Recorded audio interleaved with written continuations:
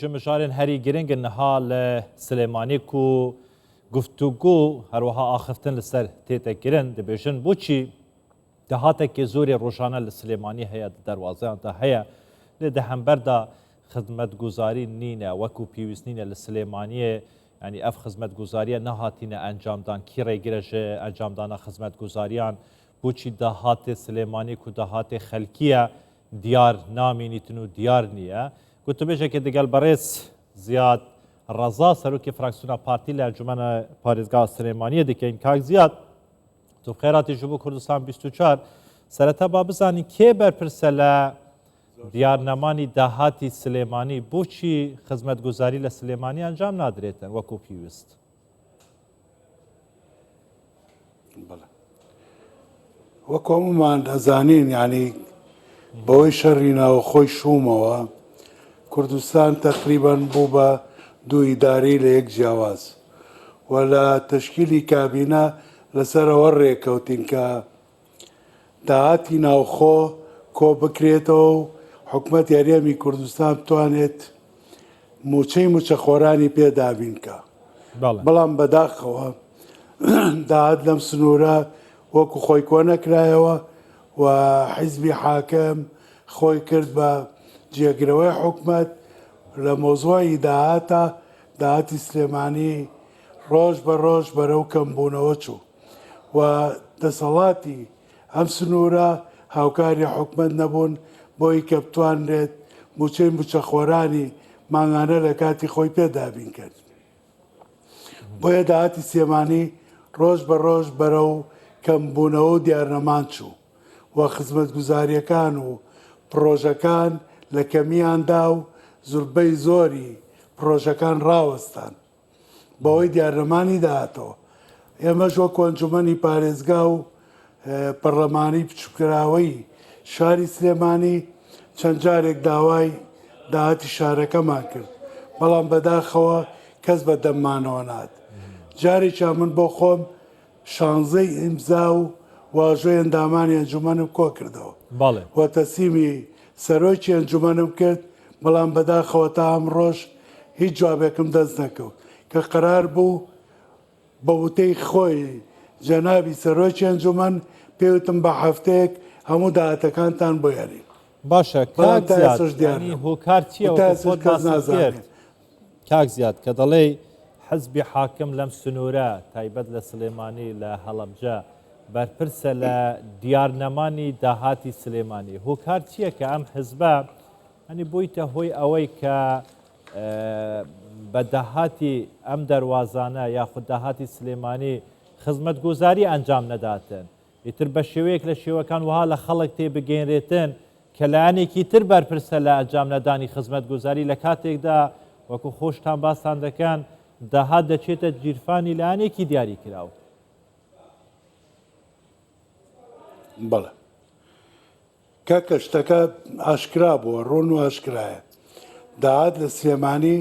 ناخرێتە خزمەتی حکوومەتی هەرێمی کوردستان و خزمەتی هاوڵاتیانی پێ بکرێ ئەمە یەکلا بووەتەوە وەچێ لێرە دەستڕۆشت و دەسەڵاتدارە حیزبێکە بە ناوی یەکێتی نیشتیمانی کوردستان ئەوان دەسەڵاتدارن لەم سنوورە و ئەگەر خزمەت گوزاری نەکرێ و نەبێت پێویستە خەڵک بەوان بڵێکوانێ کاکە چەند جار بینیمان کۆمپانیای ئەوانەی کە پاکردنەوەی ناوشارەکەن لەبەرەوەی کە پارەیان وەرناگرت نایەنەتوانی شەکانیان بکەن چەندین جار خۆڵ و خاشاک و زبڵ لەم شارا کەڵەکا بوو کە ئێستاش ئەو کۆمپانیانە ئەوەی من بزانم بەدڵی خۆیان پارەکانیان وەرناگرن بە نیوە ناچڵ و کەمکەمێنرێتێ هەتا بۆ نمونە لە خەرجی سیادی کە خەرجی حکومەت و وەزارەتەکانە هەتا ئێستا یەکێتی نیشتیمانی کوردستان لەو خەرجەش بەشداری نەکردووە ئەوەی کە کۆ کراوەتەوە کە داهاتی ناوخۆی نانەوتیە لە ساڵ هەفتاوەشتی لە سنووری پارتی کۆ کراوەتەوە خراوەتە خزمەتی هاوڵاتیان و پرۆژەکانەوە و چەندین جار تەکمیلەی موچەخۆرانی ئێرەش لەو پارەی کە لە ئەو سنوورێ و لە کۆکراوەتەوە و خزمەتی پێکراوە زۆر باشە کاک زیاد ئێستا وڵاتیانی ئەم سنوورە ڕوو لە باشە بانگەشەی هەڵبژارتنە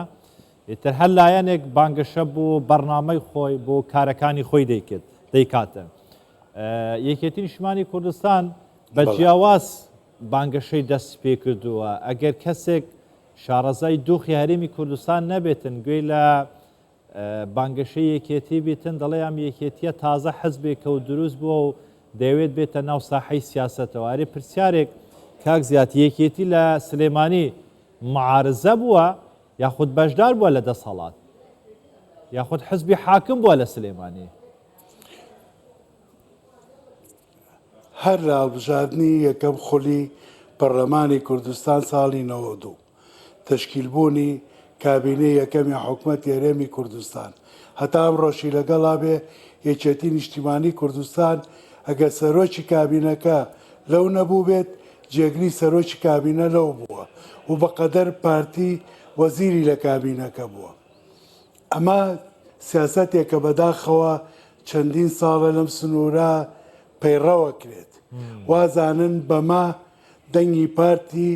لە کەمی هات و دەنگی خوان زیاکە بەڵام ئەگەر بێی سەیری نەتیجێ هەڵبژاردنەکان کەی ئەبینی تەمیشە کورسیەکانی پارتی بەرەوسەرەوە ڕۆشتۆ و کورسیەکانی ئەوان داوێتی لە کەمی بۆیە پێویستە یەکێتی نیشتیمانی کوردستان حملەی انتیخابەکەی بانگەشەی هەڵبژاردنەکەی وەکو هاوبەشێکی سەرەکی لە حکوومەتی هەرێمی کوردستان بانگەشە بکات و قسەکانی بەو شێوەیە نەبێ کە خەڵک وابزانێ معارەزەیە خەڵک ئەزانێ معارەزە نییە وام قسانەش بەڕاستی خەڵکی بێزار کردووە خەڵکی تووشی قەلەقی و دوودڵی کردووە پێویستە یەکێتیش وەکو پارتی شان باتە بەر مەسئولیەتەکە و لە مەسئولیەتەکە ڕانەکە ئەوەی کە کراوە باشە بۆ شتی باش کاکرێت چەندین خاوەنی بۆ دروستە بێت ئەبێ بە سیباقێک ئەوە لە من کردم ئەگەر کەم و کوڕێکە بێت نابێ بە ماشان بینەبەری کە تەنها پارتی شانایەتە بەرەو بەرپرسیارەتە و خەڵک ئاگاداری ئەمەیە زۆر باشە یەکێک لە دروشمەکانی یەکێتی ئەوەیە کە دەڵێت دەیڕوخێنین و دواتر بە یەک چاو تەماشای هەموو کوردستان دەکەین و خزمەت گوزاری لە هەموو کوردستان جێبەجێ دەکەین باشە لە ماوەی ڕابردوو کاک زیادکەیەکیتی لە دەسەڵاتدا بووە وەکو خۆشت وتت بەشێکی زۆری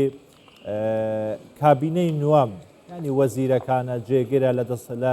لە پشکی یەکێتی بووە ئەرێ بەڕاست لە ماوەی ڕابردوو لە سلێمانی کێ ڕێگر بووە لە ئەنجام نەدانی خزمەت گوزاری خزمەتکردن خۆشگوزارانی بۆ هاوڵاتیان لە سلێمانی لە هەڵەبجە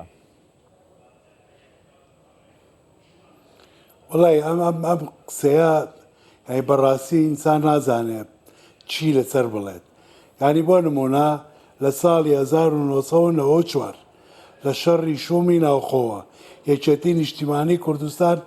هەموو کابینەکانی ئیداری سلێمانی خۆی بەڕێوەی بردووە و خۆی تاکە حاکم بووە لە دوای یەکگرتنەوەی کابینەش یا سەرۆکی کابینەکە لەوان بووە یا جێگرەکەی لەوان بووە و پارتی دیموکراتی کوردستان بە هیچ شێوەیەک لێرە دەستڕۆشتوو نەبووە و هیچ شەمچێکی ئیداری بەدەستەوە نەبووە عەجەبا چێ ڕێگای لێگرتوون کە خزمەت بکەن لە بەغاوە تا بودجە و پارە هاتووە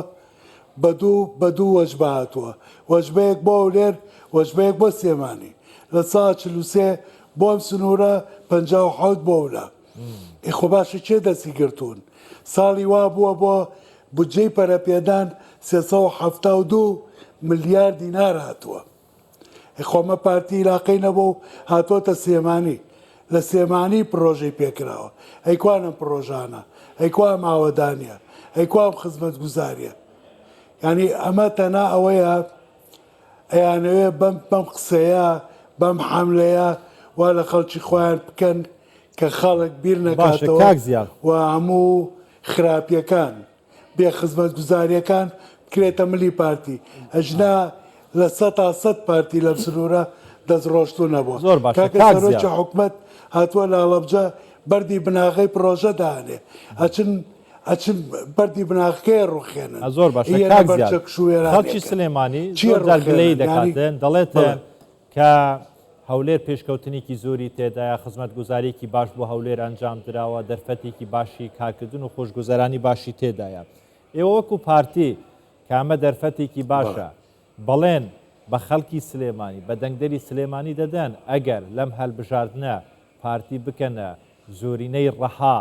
سەرکەوتنێکی باش بەدەست بێنێتن ئەو خزمەتەی کە پێشکەشی هەولێر و دهۆ دەکەن هەمان ئەو خزمەتەی پێشکەشی سلێمانی هەڵەبجەش دەکەن. ئێمە وەکو پارتی ئەمە حیزبی لۆکاڵی نین، حیزبی سەرتاسەری کوردستانین، حیزبی هەموو کوردستانیەکین، بۆیە هەموو کوردستان بە یەک چاوسەیرەکەین. ئەگەر هاوڵاتیانی سنووری سلێمانی ئەم جارە دەنگی خۆیان بن بە پارتی و ئەم جارە پارتی تاقی بکەنەوە، ئەو ئاوەدانەی لە دۆک و سلێمانی و زاخۆ و سۆران و هەموو ناوچانایە بە دڵنیایی ئەیەتە سلێمانی و ڕاپەڕین و گەرمیان و هەڵەبجەش